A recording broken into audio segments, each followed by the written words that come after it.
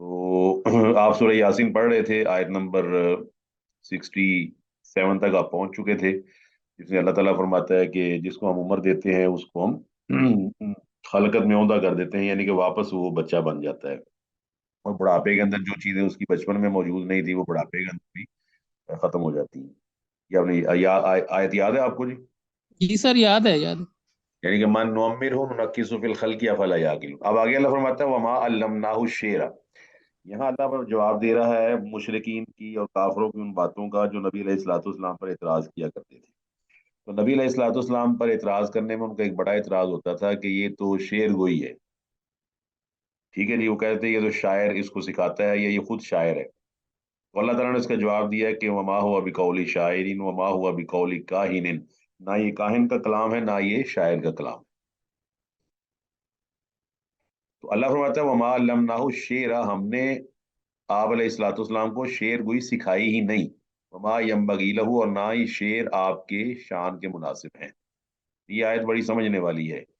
इसमें अल्लाह ताला एतराज खत्म कर रहा है कि शायरी का जो हुस्न है या शायरी का जो कमाल है उसके अंदर असल है झूठ, मुबालगा आराई और ख्यालात और इस तरह की चीजें। और फिर आप सूरह कुरान मजीद में एक सूरत पूरी मौजूद है शायरों के नाम पर, जिसका नाम है सूरत शुअरा। मालूम है जी आपको? जी जी सर, शेख याद साहब। है। अच्छा, अब आप मालूम। सूरत शुअरा पढ़े ना, आयत नंबर 224, 5, 6 और 7, ये चार आयत आप जरूर पढ़िएगा। अल्लाह ने फरमाया कि शायरों के बारे में कि अन्नहुम फी कुल्ली वादी यहीमून। पहली शायर की खसूसियत ये है कि वो हर वादी में ना सरगर्दा मुख्तलिफ किस्म के ख्यालात में, कभी वो ईमानदार बना हुआ होता है, अगले शेर में वो कुछ और बन जाता है, अगले शेर में कुछ और बन जाता है, उससे अगले शेर में कुछ और बन जाता है। तो अल्लाह ताला फरमाता है कि ये जो शायर हैं ये हर वादी में घूमते फिरते हैं, कभी इधर जा रहे हैं, कभी उधर जा रहे हैं, कभी कोई शेर कह रहे हैं, कभी कोई शेर कह रहे हैं। तो क्या नबी अलैहिस्सलाम की बातें भी इस तरह ही हैं जी? नहीं शेख साहब। सर हरगिज नहीं। एक बात ये, दूसरा दूसरा अल्लाह ताला ने वहां जिक्र किया है कि वशुअराउ यत्तबिहुमुल गावून, कि शायरों के जो पीछे लगते हैं ना वो अक्सर गुमराह किस्म के लोग होते हैं, जो नशे से चूर और अजीबो गरीब उनके ख्यालात होते हैं, गुमराह किस्म के लोग। तो ये नबी जो गुमराह किस्म के लोग जिसका पीछा करते हैं सादर वो खुद भी गुमराह होता है। लिहाजा अल्लाह ताला ने फरमाया वहां पर सूरह शुरा में, ये दूसरी अल्लाह ताला ने उनकी शायरों की खसूसियत बयान की। और तीसरा फरमाया वन्नहुम यकूलून मा ला यफअलून, शायर ऐसी बातें कहते हैं जो खुद नहीं करते। अब देखिए, शायर ऐसी बातें कहते हैं जो खुद नहीं करते, शायरों की पैरवी करने वाले गुमराह होते हैं। और शायर मुख्तलिफ किस्म के ख्यालात को बयान करते हैं। एक ही गजल ले ले तो पहली गजल का मिसरा कुछ और होगा, दूसरे शेर में कुछ और मजमून होगा, तीसरा पहले की नफी कर रहा होगा। तो अब बताइए, तीनों चीजें नबी अलैहिस्सलाम की जिंदगी और आपके कलाम में पाई जाती हैं?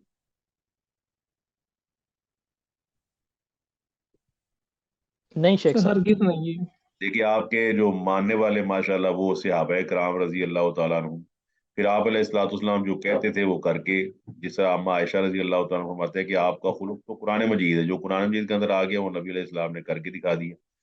और तीसरी बात ये है कि नबी अलैहिस्सलाम जो है वो ये नहीं कि कभी कुछ कह रहे हैं कभी कुछ कह रहे हैं, सारी उम्र आप अलैहिस्सलाम की एक ही बात रही। तो लिहाजा अल्लाह फरमाता है कि हमने आपको शेर गोई सिखाई नहीं, और ये आपकी शान के भी मुनासिब नहीं है। तो जिस तरह आप जानते हैं कि शेर गोई के अंदर क्या होता है, शायर अपने आप को खुद ही अपनी नफी कर देता है। मिसाल के तौर पर आप जिस तरह शेर गई वो हाली की मुसद्दस आपने सुनी होगी, छः, हर बंद में छह मिसरे हैं, मुसद्दस हाली सुना हुई है आपने, मुसद्दस हाली?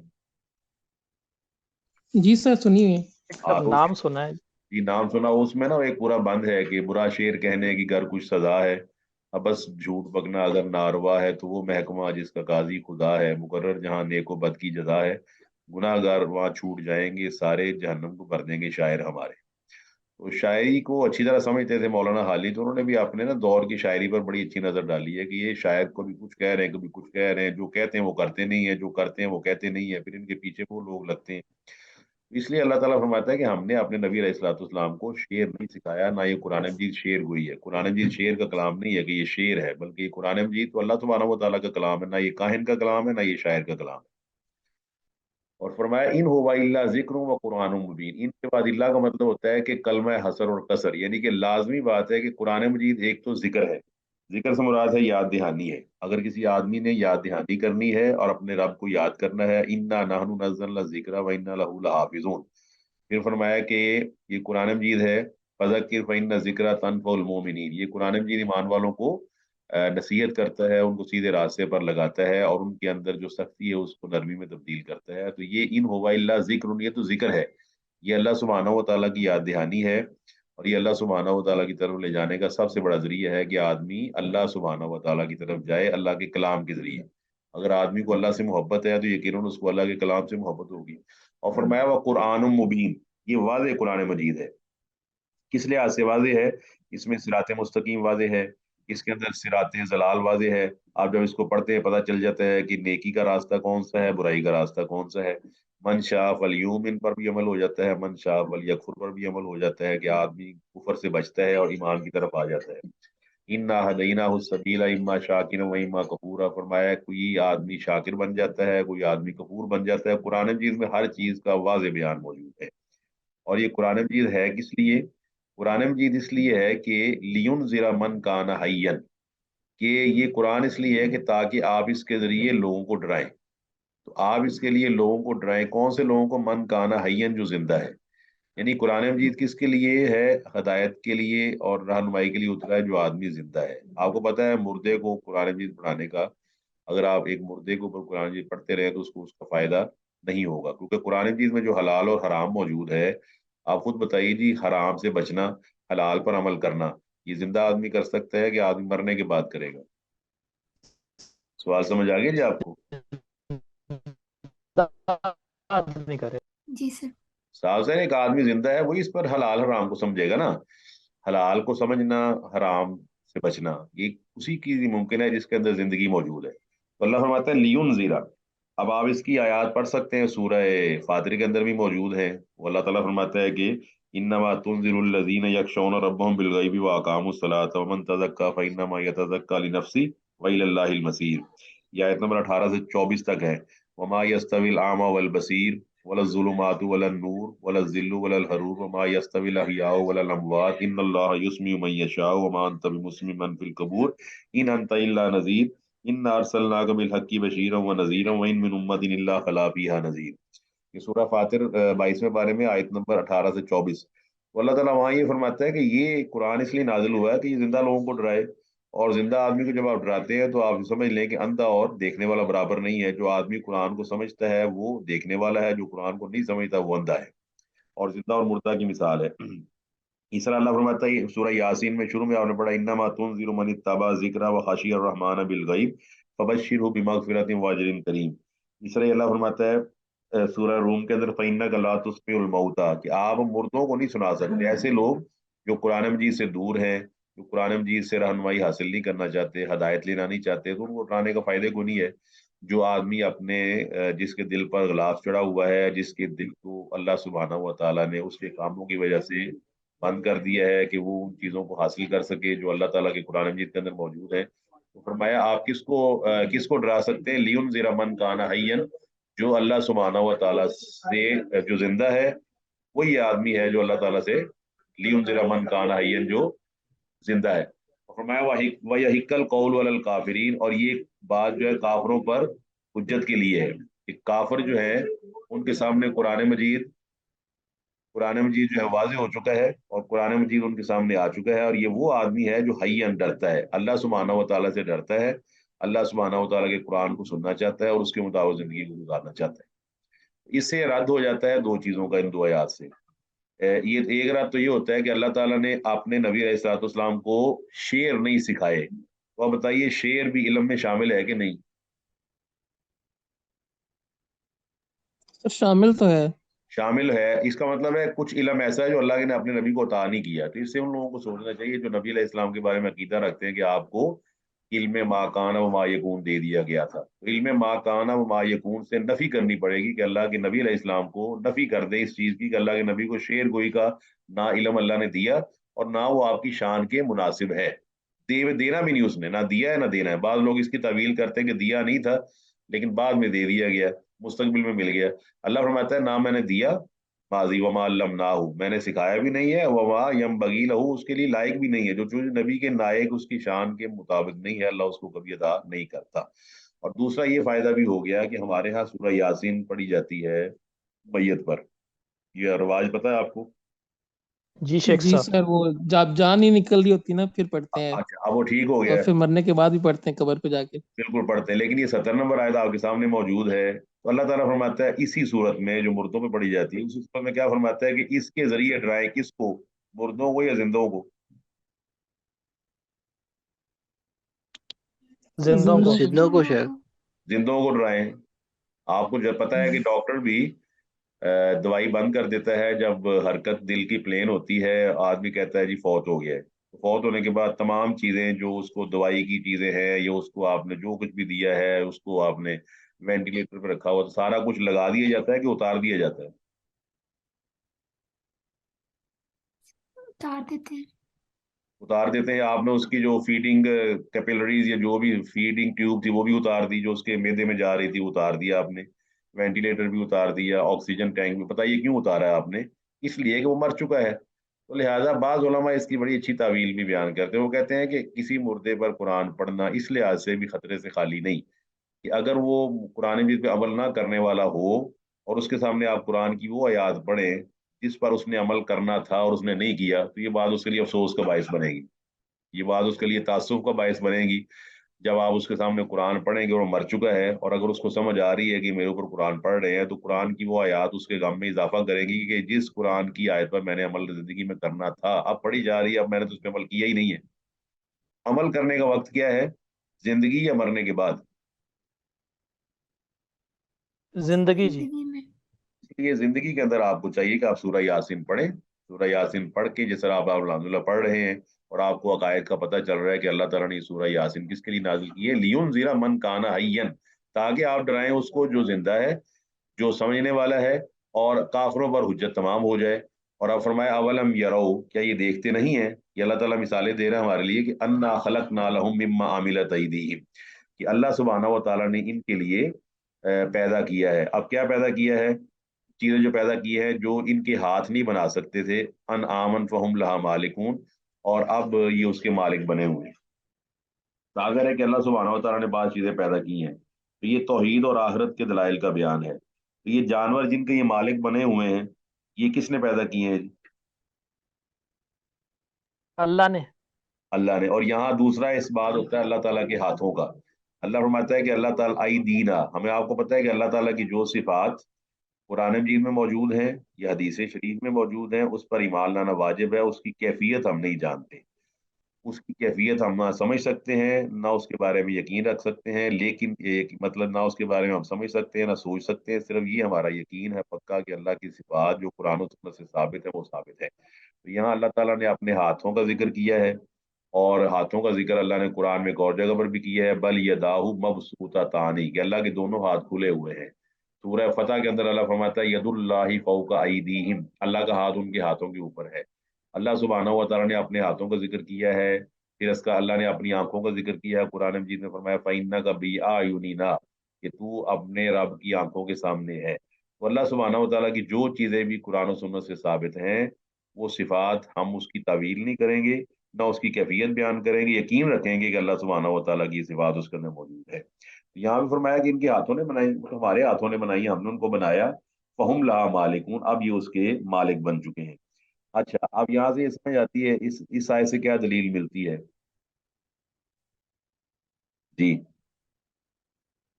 कि हर चीज का बचाने वाला खालिक अल्लाह सुब्हानहू तआला है।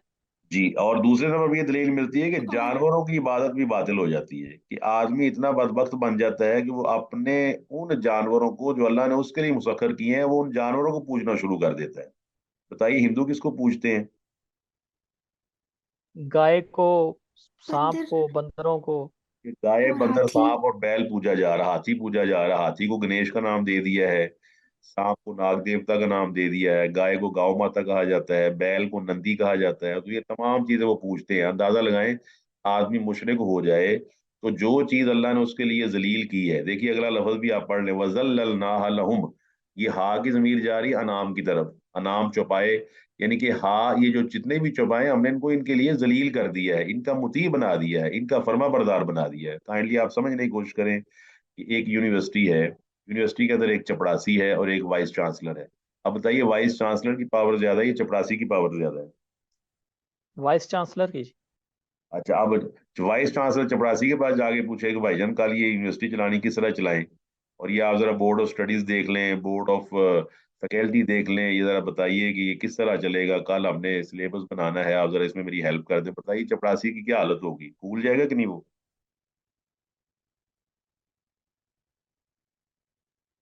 وہ تو ہیلپ نہیں ہوگا جی، نہیں کر ہی نہیں سکتا ہیلپ. نہیں چلے وہ کر، اگر وہ مانگنے پہ مجبور ہو جائے تو چپڑاسی تو خوشی سے پھول جائے گا نا کہ وائس چانسلر ہو کے مجھ سے آ رہا ہے اور میرے نیچے لگا ہوا ہے. کیا خیال ہے؟ جی شیخ صاحب، بالکل بالکل ادھر شیخ کیا صاحب. ہے، اللہ فرماتا ہے کہ جانوروں کو ہم نے تمہارا مطیع اور فرما بردار بنا دیا ہے.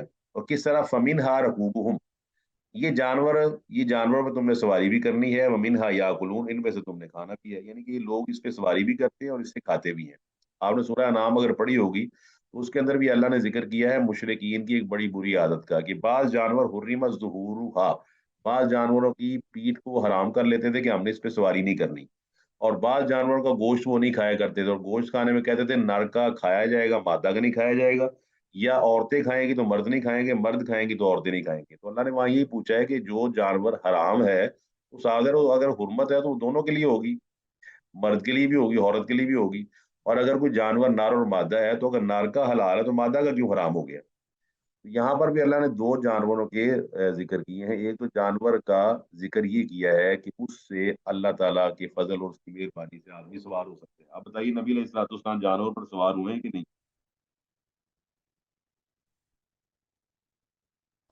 ہوئے ہیں جی. آپ گھوڑے پر سوار ہوئے، آپ خچر پر سوار ہوئے، حتیٰ کہ آپ گدھے پر بھی سوار ہوئے ہیں. تو آپ علیہ الصلوۃ والسلام کے پاس بہت سارے گھوڑے تھے، اونٹ پر بھی آپ سوار ہوئے.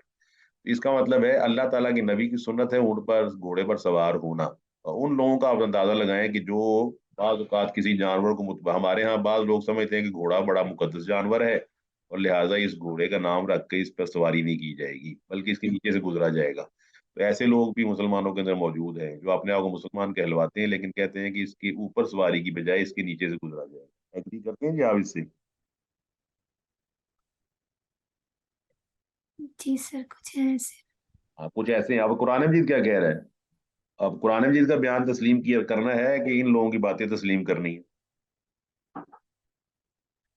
سر قرآن کا قرآن کریم کا. بات ماننی ہے، اگر ویسے بھی یہ قرآن، تو وہ جی جی ہندوؤں کی قرآن، گائے والا حساب ہو گیا پھر گھوڑوں کا بھی. بالکل گائے والا حساب ہو گیا. تو اللہ نے قرآن مجید میں سورہ نحل جس کو نیمت والی سورت کہا جاتا ہے وہاں بھی آپ پہلا رکوع پڑھ لیں، فرمایا والخیل والبغال والحمیر لترکبوها وزینہ. اللہ نے ان کے لیے لام کئی لگایا ہے. لام کئی کا مطلب تاکہ، یعنی کہ ان کی پیدائش کا مقصد یہ ہے کہ ان پہ سوار ہوا جائے. تو اللہ نے اس میں کس کا ذکر کیا؟ والخیل گھوڑا، والبغال اور خچر، والحمیرہ اور گدھا. تو حمیر کا لفظ قرآن مجید میں اور جگہ پر بھی موجود ہے، وہ آپ کو پتہ ہے سورہ لقمان کے اندر لقمان علیہ الصلوۃ والسلام اپنے بیٹے کو سمجھاتے ہوئے کیا کہتے ہیں کہ وغضض من صوتی کا، کہ اپنی آواز کو پست رکھ، ان انکر الاصوات لصوت الحمیر، سب سے بری آواز گدھے کی آواز ہے. اچھا قرآن مجید اب کہتا ہے گھوڑے پہ سواری کرو، قرآن کہتا ہے گدھے پہ سواری کرو، قرآن کہتا ہے خچر پہ سواری کرو. ابھی بتائیے جو آدمی کہتا ہے کہ اس میں تینوں پر یا ان میں سے کسی ایک پر سواری نہیں کی جا سکتی، حرام ہے، تو بتائیے وہ کس دلیل سے مشرک ہوتا ہے؟ ہاں جی.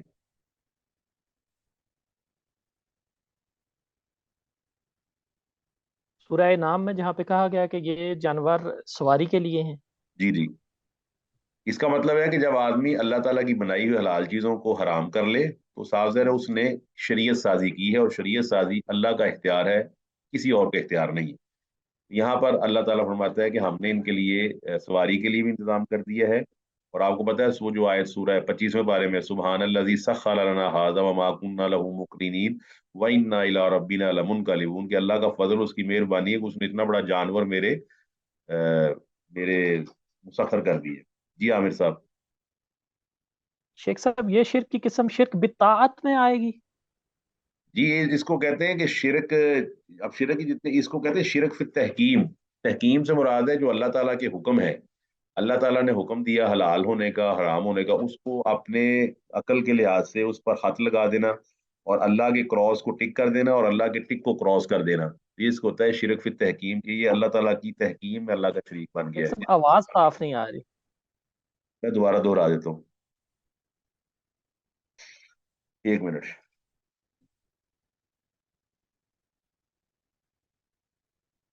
جی آواز آئی ہے آپ کو؟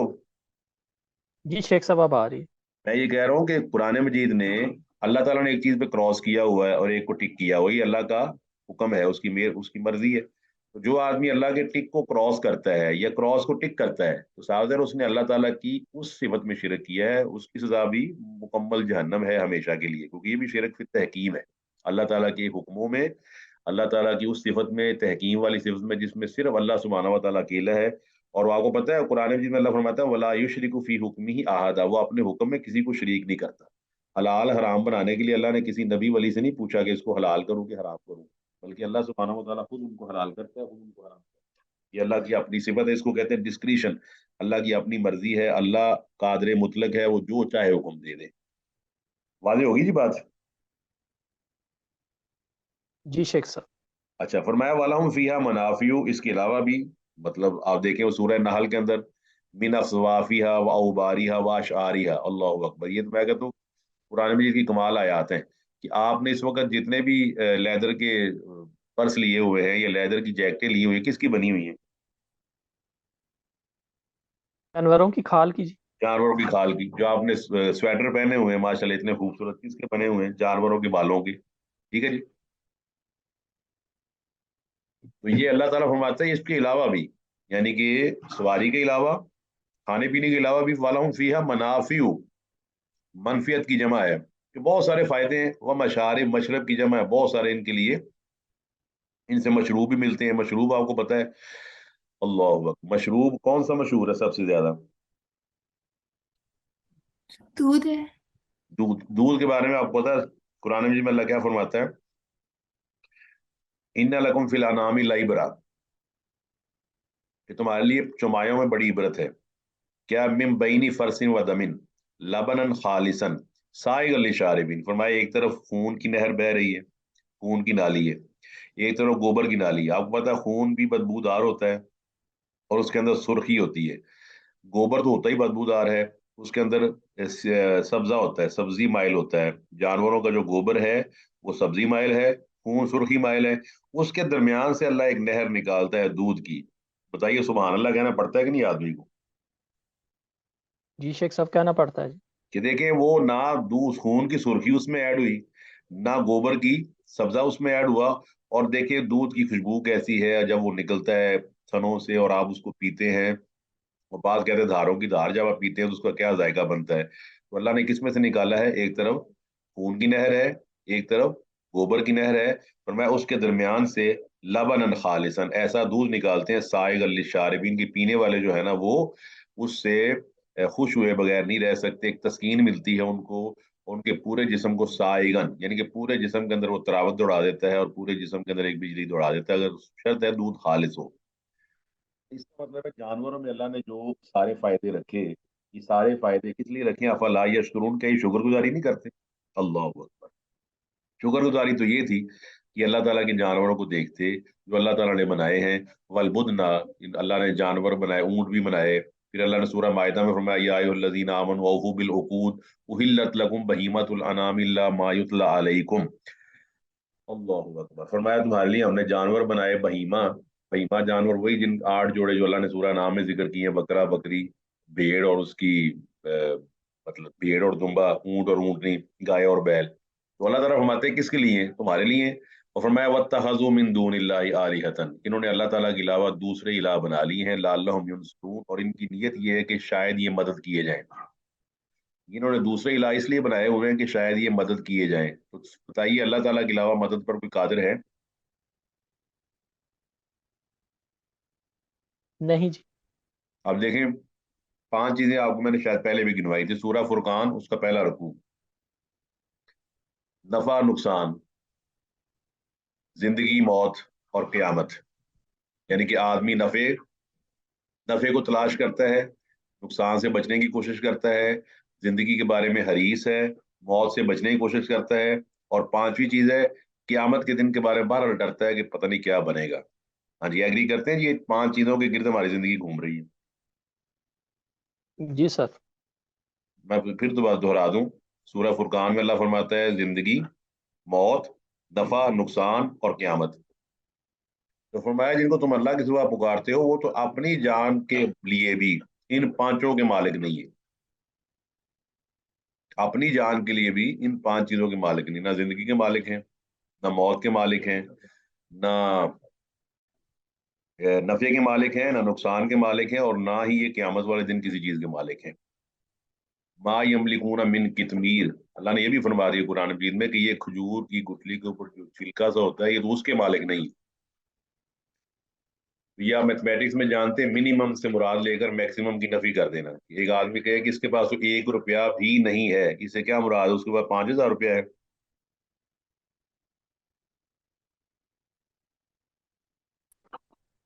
नहीं ये शेख क्लास। साहब। फिर दोबारा दोहरा दूं, मैं कह एक आदमी कहता है इसके पास 1 रुपया भी नहीं, इतना गरीब है इसके पास 1 रुपया भी नहीं है, तो इसे क्या मुराद ली जाएगी, उसके पास 2 करोड़ रुपया है, 3 करोड़ रुपया है, यही कहा जाएगा ना। 1 रुपया भी नहीं से मुराद है इसके पास कुछ भी नहीं है। तो फरमाया इन लोगों ने लोगों के अल्लाह के अलावा इलाह बना लिए ताकि इनकी मदद की जाए।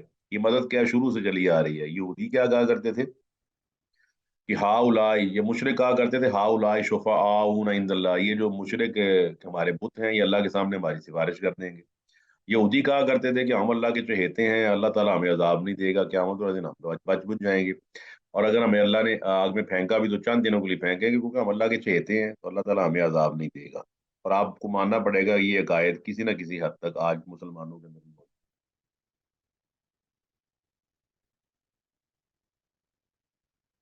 जी एग्री हो गया जी, क्लियर हो गया।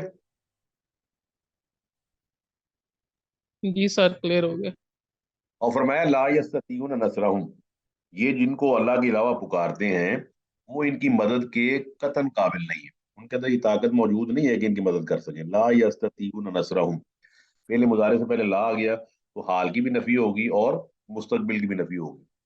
और क़यामत वाले दिन वो यकफुरूना बिशिरकिकुम, सूरह फातिर में फरमाया कि ये इनके शिरक का इनकार कर देंगे, ये लोग जिनको ये अल्लाह ताला के सिवा पुकारते हैं ये इनके शिरक का इनकार कर देंगे, और उल्टी इनकी लड़ाई हो जाएगी। ये सूरह अहकाफ की आयत नंबर 6 के अंदर भी मौजूद है। वमन अज़ल्लु मिम्मन यदउ मिन दूनिल्लाहि मन ला यस्तजीबु लहु इला यौमिल क़ियामति व हुम अन दुआइहिम गाफिलून व इज़ा हुशिरन नासु कानु लहुम आदाअन।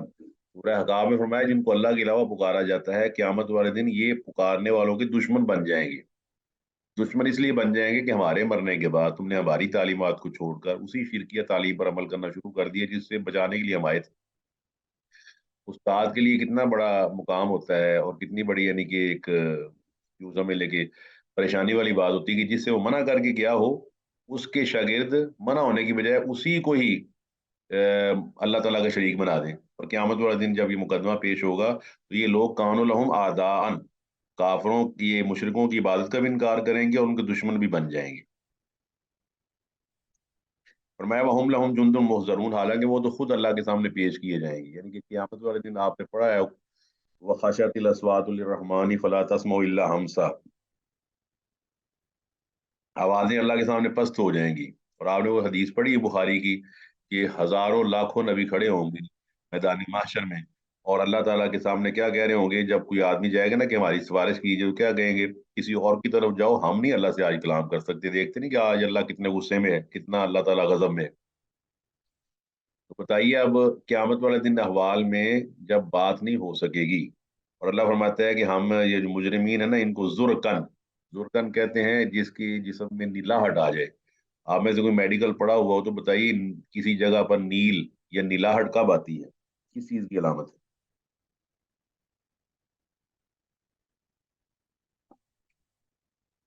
शेख साहब जब कोई खून जम जाए या चोट वगैरह लगी हो, वैसे मैं मेडिकल तो नहीं पढ़ा हुआ, लेकिन ये है कि चोट चले लगे कोई या और खून जी जम ठीक, जाए। कुछ आपने सही बताया, कोई और बता दे। जिस्म नीला क्यों पड़ता है।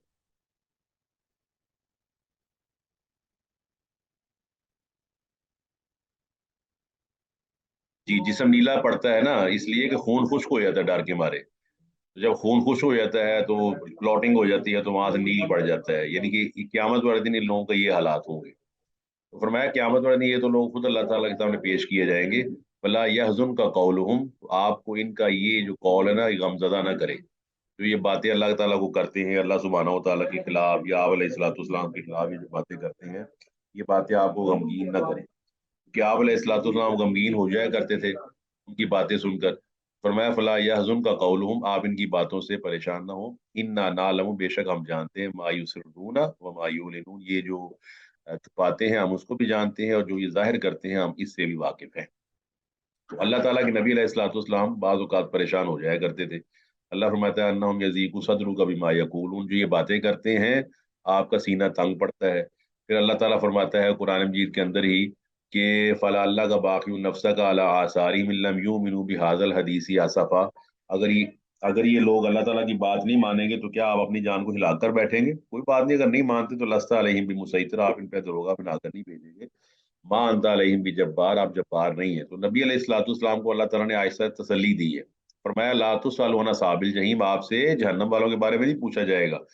آپ نے سمجھا دیا اور آپ نے تبلیغ کا حق ادا کر دیا، لہٰذا اگر کوئی آدمی جہنم میں جا رہا ہے تو اپنی مرضی سے جا رہا ہے. آپ علیہ الصلوۃ والسلام کی تبلیغ مکمل اور کامل ہے.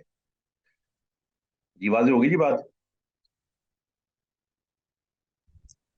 سر یہ تو واضح ہو گئی ہے. جو یہ 75 کے اندر آیت میں آیا نا وَهُمْ لَهُمْ جُنْدٌ مُحْضَرُونَ، جی جی تو اس میں یہ سمجھ نہیں آئی کہ یہ وَهُمْ لَهُ جُنْدٌ مُحْضَرُونَ نہیں ہونا چاہیے تھا، یہ نہیں وَهُمْ نہیں، لَهُمْ جُنْدٌ مُحْضَرُونَ ہے، تو اس کا دیکھیں کیا وہ جو مطلب؟ دو چیزیں ہیں، ایک ہے مشرکین اور ایک ہے مشرکین کے بت. یہ مشرکین ہے جن کو اللہ تعالیٰ کا شریک بنایا ہوا. جی جی تو قیامت والے دن صاحب دیکھیں نا، ایک آدمی ہے جو آس لے کر آیا ہے کہ جی میرا کام ہو جائے گا. تو جس کے لیے جس سے آس مثال کے طور پر آپ جاتے ہیں کسی ادارے میں اور آپ کو یقین ہے کہ جی وہاں پر فلاں آدمی ہے ڈائریکٹر صاحب، وہ میرا کام کر دیں گے. اور جب آپ وہاں پہنچتے ہیں تو دیکھتے ہیں ڈائریکٹر صاحب تو خود لائن میں لگے ہوئے ہیں. بتائیے آپ کی کیا کیفیت ہوگی؟ صحیح ہو گیا. وہ دونوں ہی انفیکٹ حاضر ہاں کیے جائیں گے، اصل میں یہ ان کی لوگ وہاں پہ بات ہاں، بالکل لوگ وہاں جائیں گے اس آس امید کے ساتھ کہ فلانا ہمارا سفارشی ہے، اور سفارشی کے خود کان پکڑے ہوئے ہوں گے. تو مارا گیا نا یہ بالکل. اصل میں اللہ تعالیٰ ان کو نا جس طرح قرآن میں فرمایا نا سورہ بقرہ میں وَكَذَلِكَ يُرِيهِمُ اللَّهُ أَعْمَالَهُمْ حَسَرَاتٍ عَلَيْهِمْ، سب سے بڑی حسرت یہ ہوتی ہے کہ آدمی کے سامنے چیز پیش کر دی جائے، یہ ہے وہ آدمی جس کے بارے میں تمہارا گمان تھا کہ یہ اللہ کے مقابلے میں تمہاری سفارش کرے گا، دیکھو اس کے اپنے کان پکڑے ہوئے ہیں. تو جب آدمی اپنے مشکل کشا حاجت روا کے کان پکڑے ہوئے دیکھے گا تو بتائیے اس کا اپنا حالت کیا ہوگی. یہ آپ ذرا ایکسپلین کریں.